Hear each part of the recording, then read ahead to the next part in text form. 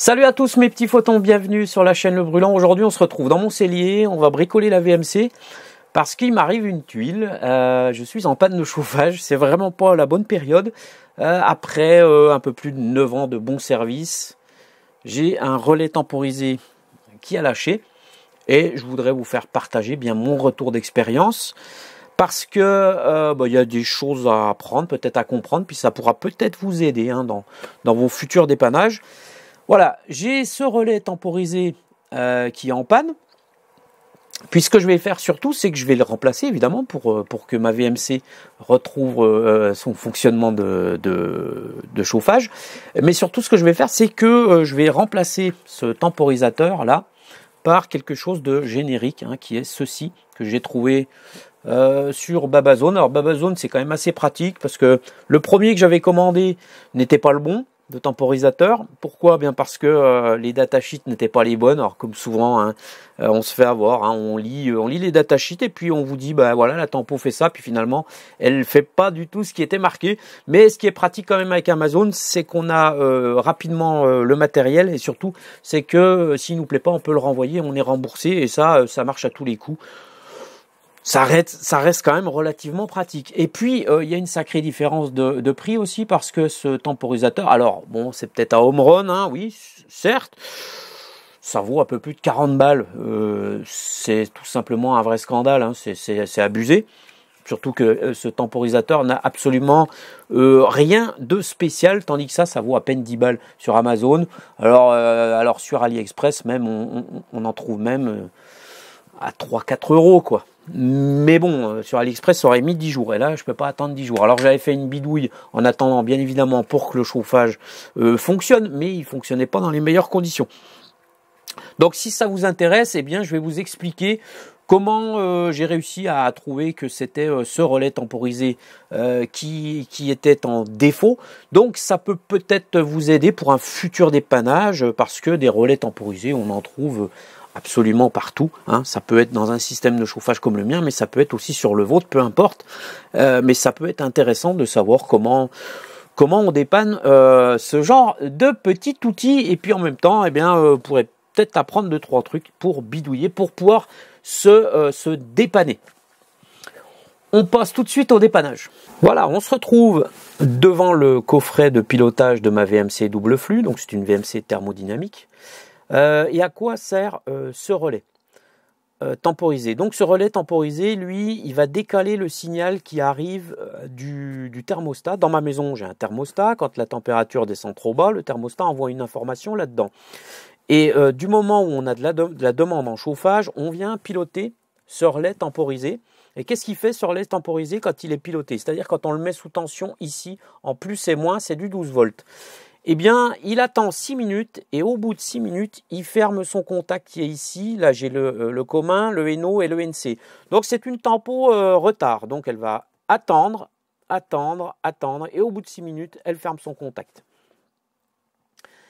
Et il faut la mettre sous tension pour que tout cela démarre. Donc, ça nous donne une indication de savoir quel temporisateur on devra acheter. Et là, il faut regarder les courbes et essayer de comprendre au mieux les descriptifs que nous donnent les gens qui vendent ce genre d'appareil. Parce que des fois, il y a des courbes, des fois, il y a des chronographes, et puis des fois, il n'y a rien du tout. C'est juste des explications littérales.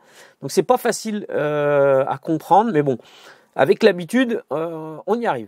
Donc, une fois que la temporisation a écoulé ces 6 minutes, elle ferme son contact, et ce contact, il va alimenter le compresseur de chauffage, en fait le compresseur de la pompe à chaleur tout simplement. Donc voilà, alors pour finir les caractéristiques, c'est un temporisateur qui est alimenté en 12 volts et puis son contact il peut tenir, là je vois c'est 3 ampères sous 250 volts. Voilà, donc il est piloté ici, plus et moins pour la bobine, et puis après il a un commun, un NO, un NC. Et voilà, c'est un temporisateur qui est tout à fait classique. Maintenant, on va voir comment est-ce que j'ai fait pour déterminer qu'il était en panne. Vous allez voir, c'est assez simple.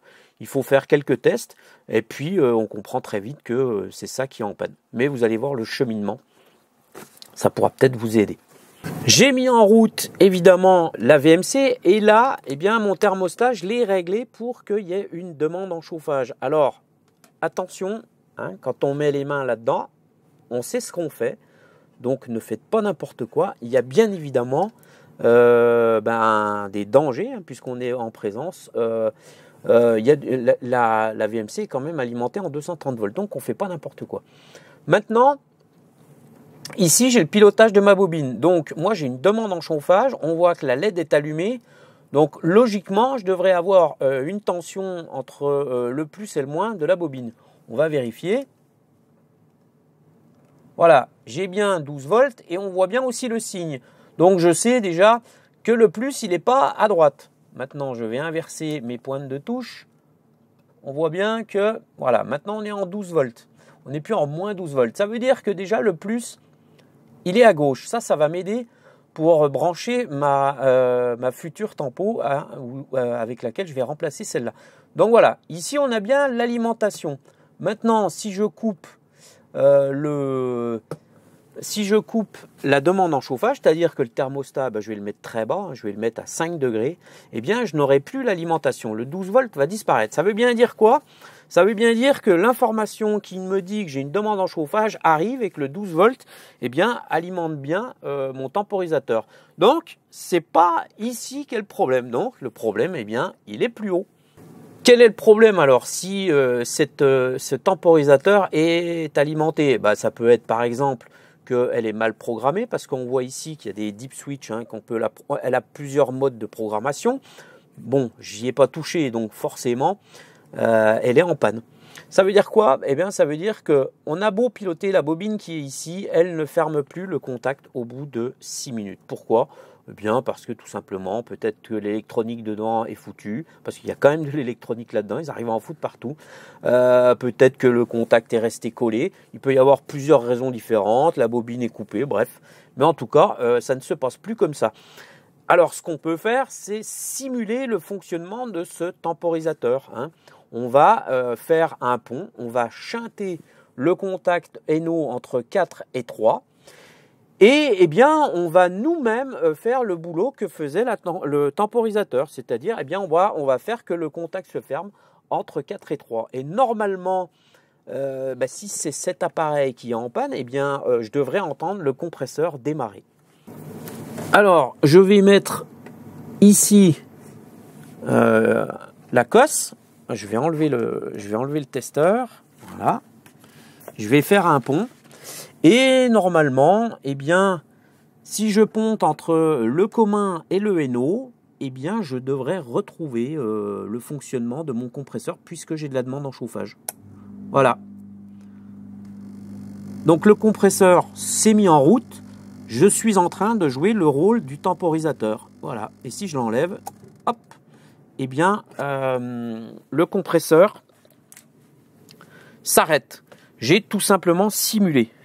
Ça veut dire que effectivement, j'ai mis le doigt sur la panne et que c'est effectivement bien le temporisateur qui ne colle plus son contact NO, tout simplement. Voilà comment on procède pour faire un dépannage.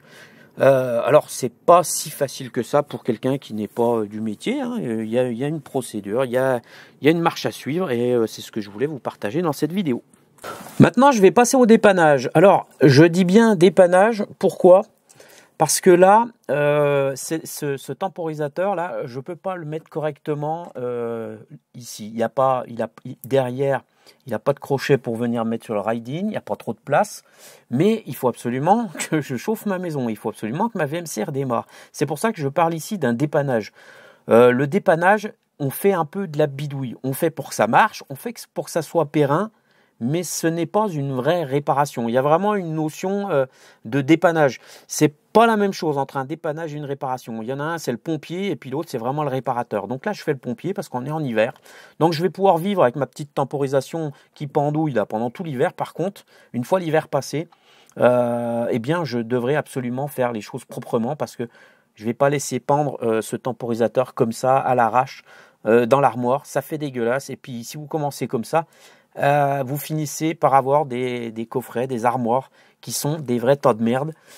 J'en ai vu assez dans ma carrière. Il y a des gens qui font que ça, que le pompier qui savent faire que comme ça. Et c'est pas du tout comme ça qu'il faut faire. Donc, on fait le dépannage et on réparera plus tard. Donc, je vais commencer déjà par brancher l'alimentation qui est ici, DC+, et DC-. Donc, j'ai mis des petits embouts de câblage. Pareil, hein, pour que ça soit propre quand même.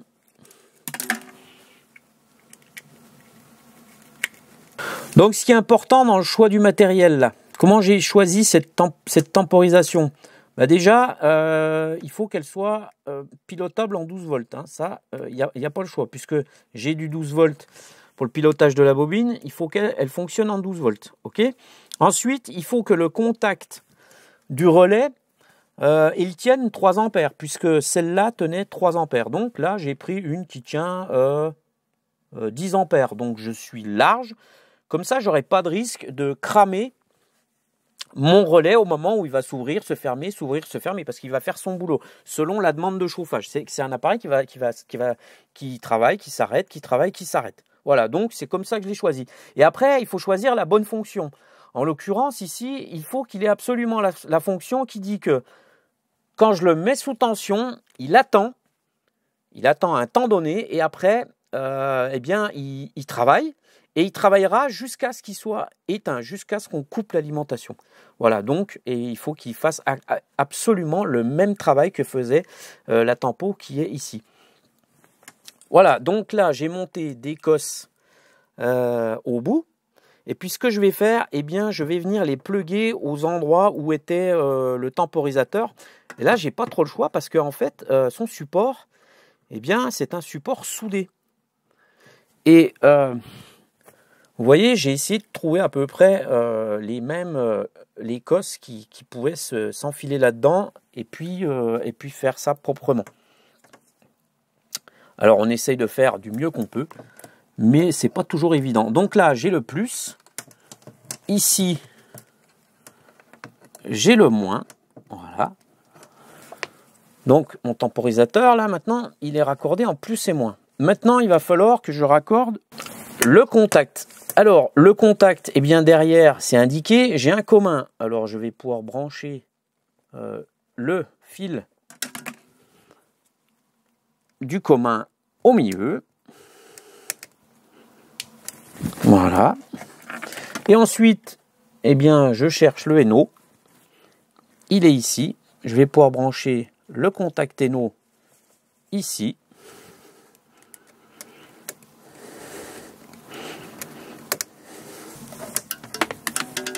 Le commun,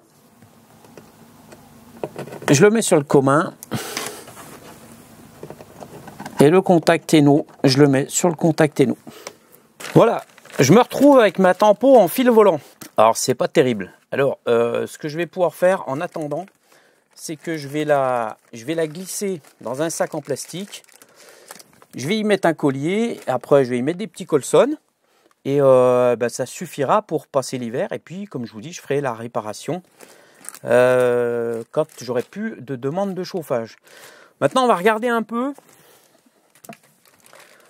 comment se programme ce temporisateur. Allez, je le mets en route. On va déjà voir s'il fonctionne. Alors, je vais essayer d'éteindre la lumière pour qu'on voit bien. Voilà. Vous voyez le A002, ça veut dire que la fonction A, elle est programmée pour 2 minutes. C'est-à-dire que là, le temporisateur s'est mis en fonctionnement. Il est en train de décompter. Et dans 2 minutes, normalement, si tout se passe bien, le compresseur devrait se mettre en route. Alors évidemment, pour vous, ça va être un petit time-lapse.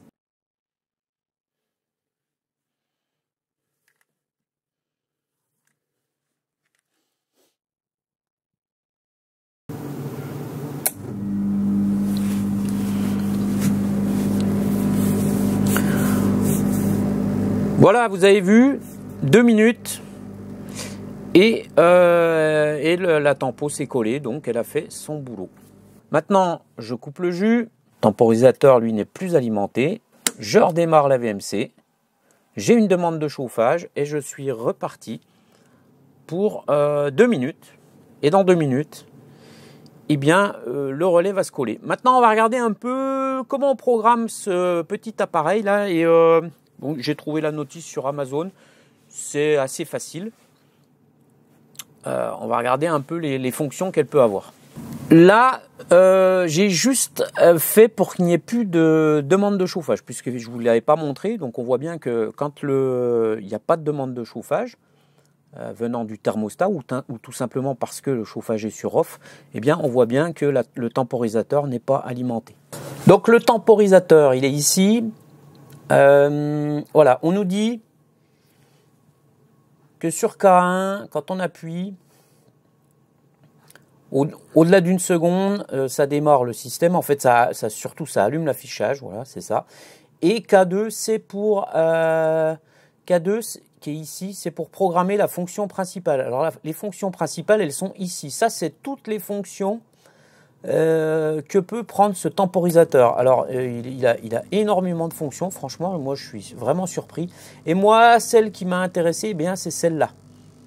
Vous voyez, c'est ce que je vous disais tout à l'heure. On n'a pas de chronogramme. Par contre, on a P28 après la mise sous tension. Le relais se fermera après un délai de A secondes jusqu'à ce que l'alimentation soit coupée. Eh bien, c'est exactement ce que je veux. Je mets sous tension, j'attends un délai et un délai de A secondes et après, eh bien, je rouvrirai le contact au moment où l'alimentation sera coupée. C'est exactement ce que je veux.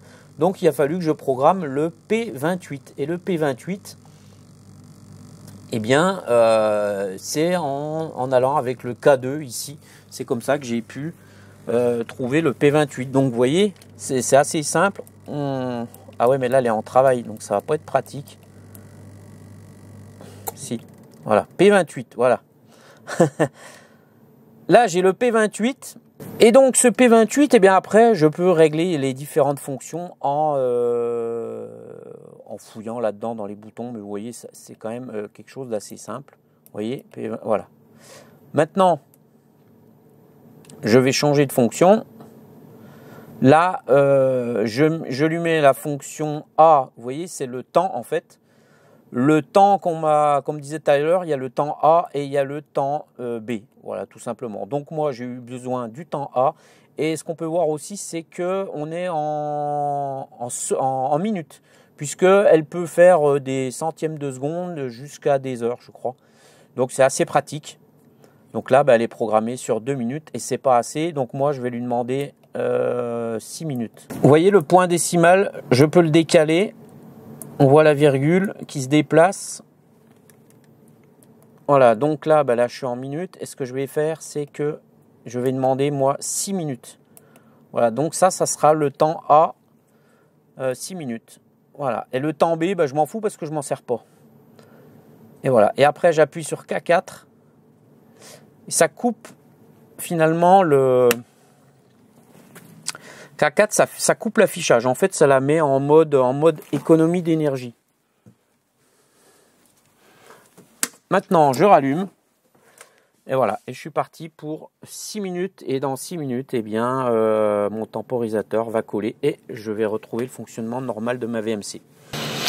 Voilà mes petits photons pour ce petit dépannage. J'espère que ça vous aura intéressé. Puis aussi que ça pourra aider d'autres. Si jamais vous êtes dans la merde comme moi. Moi je suis content parce que j'ai encore économisé 30 balles, puisque je suis passé de 40 balles à 10 balles. Si j'avais pas les connaissances pour faire ça, eh bien je serais forcément obligé d'appeler un technicien. Un technicien aujourd'hui, ça coûte assez cher, donc il m'aurait pris, je sais pas, peut-être 200 balles, peut-être 300 balles. Et puis surtout, il aurait pris son temps, parce que avoir les techniciens aujourd'hui, c'est pas évident. Donc j'ai gagné du temps aussi. Aujourd'hui, quand même, tout cela est facilité avec les communautés d'entraide qu'il y a absolument partout, sur tous les réseaux. Trouver de l'aide aujourd'hui, on va dire que c'est même le plus facile. Trouver le matos aujourd'hui, c'est extrêmement facile aussi, puisque on dira ce qu'on veut, mais sur Babazone, vous trouvez absolument quasiment tout, et surtout très vite. Si vous vous trompez, vous pouvez renvoyer ça. Donc, je vous invite à essayer de faire les choses vous-même, à essayer de faire des dépannages. Alors évidemment, il faut un petit peu de matériel, hein, il faut s'équiper d'un petit testeur, de quelques outillages. Pour faire des petits dépannages comme ça, il faut quand même avoir le minimum, mais qui sera très très vite remboursé. Enfin, dès la première intervention d'un technicien, le matos que vous aurez acheté pour le même prix, eh bien, il sera remboursé dès la première emmerde. Et des emmerdes comme ça, quand on a une maison, on en a forcément, une maison, une voiture. Bref, il y a toujours des emmerdes à régler. Eh bien, je pense que ça vaut le coup quand même de se former et puis d'apprendre. Alors, il y a des tutos, il y en a, mais des milliers et des milliers sur YouTube pour faire ce genre de dépannage. Et vous avez vu, c'est pas très compliqué en soi.